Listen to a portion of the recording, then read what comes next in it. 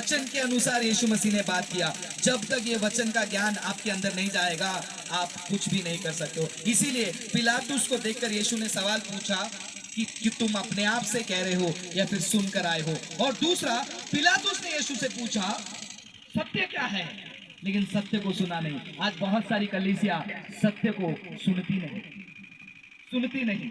एक लास्ट वचन पढ़ेंगे फिर हम प्रार्थना करने जाएंगे। दूसरा तिमोथी 4 अध्याय 3 वचन। ये वो लोग हैं यहाँ पर जो अपना खुद का यीशु बनाकर बैठे हैं। वो खुद का यीशु बनाकर बैठे हैं। उनका माइंड कैसे होता है मैं आपको बताता हूँ। वो पास्टर भी हो सकते हैं, विश्वासी भी हो सकते हैं, मेरे जैसे प्रचारक भी हो सकते हैं। आपको क्या कहता, आपको क्या पता, मैं भी हो सकता हूँ। वो ब्रदर का मोबाइल थोड़ा नीचे हो गया। अरे यार, मैं इतना देर से बेकार में रिकॉर्ड कर रहा था क्या?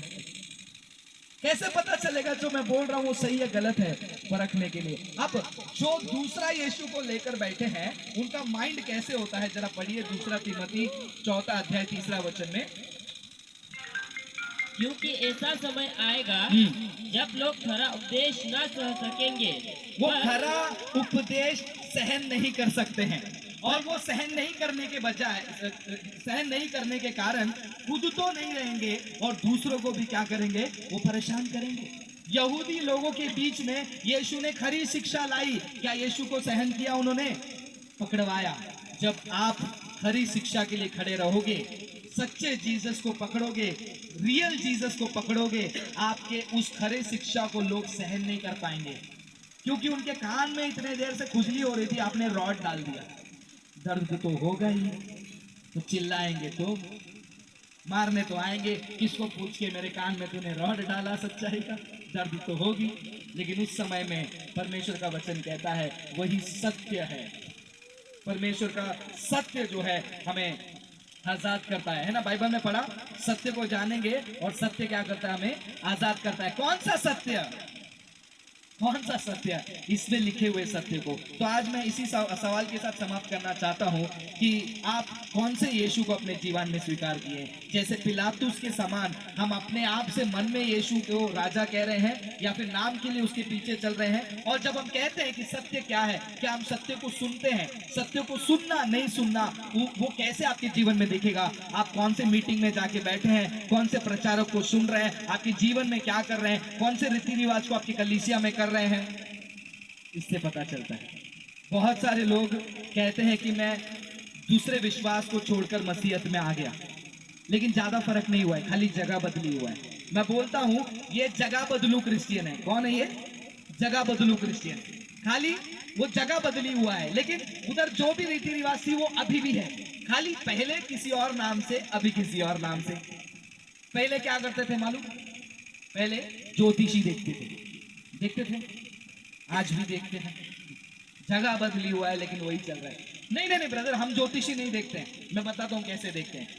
आपके घर पे अगर ऐसा कैलेंडर है, उस कैलेंडर के साथ क्या करना है आप निर्णय लीजिए। रोज एक एक वचन लिखा हुआ वो कैलेंडर में, रोज एक एक वचन। अब वो वचन क्यों बोला, किसको बोला, कब बोला, कोई भी उसका बैकग्राउंड नहीं। रोज जाकर वो वचन को पढ़ना। क्योंकि जब पहले हम विश्वास में नहीं थे, कैलेंडर फाड़ते थे, आज मेरे जिंदगी में क्या होगा, आज शनि कहां पर बैठा है, शुक्र कहां पर बैठा है, शैतान कहां पर बैठा है, वो फाड़ते रहते थे। मसीहत में आने के बाद वो आदत नहीं छूटनी चाहिए ना, इसलिए कैलेंडर में एक एक वचन छापना शुरू कर दिया। तो जब आपके पास से कैलेंडर दे रहे थे ना, मैं पहला इधर ही देखा, कुछ दिया क्या यहाँ पर ऐसा? मैंने बोला अच्छी बात है, आपने कुछ ऐसा किया नहीं। तो यीशु कौन सा है आपका? बाइबल वाला यीशु या फिर आपने खुद एक यीशु को बनाया है? और खुद से बनाया हुआ यीशु आपको खुश करेगा, आपको जो चाहिए वो देगा, आपके आत्मा को खुश कर सकता है, लेकिन ये थोड़े समय के लिए, थोड़े समय के लिए। जब नींद खुलेगी, जब न्याय का समय होगा, उस समय में चौंक कर खड़े हो जाएंगे और बोलेंगे ये गलती, मैंने क्या किया। जैसे पिलातुस ने जवाब को इग्नोर किया, वैसे हमें नहीं करना है। जैसे पिलातुस अपने जांच पड़ताल में सीरियस नहीं था, हमें वैसा नहीं होना है। जैसे पिलातुस लोगों को खुश करने के लिए दबाव में आकर उसने दूसरा मार्ग अपनाया, वैसे आपके दबाव में आना नहीं, लोगों के दबाव में नहीं आना है, कल्चर के दबाव में नहीं आना है, परिस्थिति के दबाव में नहीं आना है, परिवार के दबाव में नहीं आना है, गाँव के कोई भी रीति रिवाज उसके दबाव में नहीं आना है। और जब आप कहते हैं सत्य क्या है, सत्य क्या है और सत्य क्या है, जब वो सुनाई जाएगी उसको सुनने के लिए तैयार रहो। पिलातुस के जैसे पीछे मत हट जाओ। और जब आप सुनोगे, आप पिलातुस ने जो गलती किया वो नहीं करोगे। कौन सी गलती? लोगों के सामने 2 यीशु देना।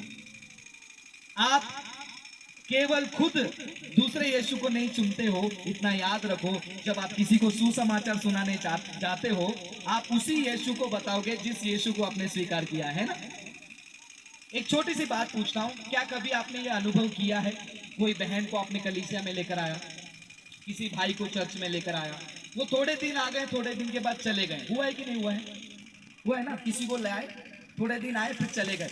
कभी आपने उनसे बातचीत किया होगा, शायद से उन्होंने बोला होगा, अब आए तो थे हम लोग, हमको बोला बीमारी ठीक हो जाएगी, हम आए थे, 2-3 हफ्ता आए, कोई आया, कोई फर्क नहीं पड़ा हमारे, कोई फर्क नहीं पड़ा।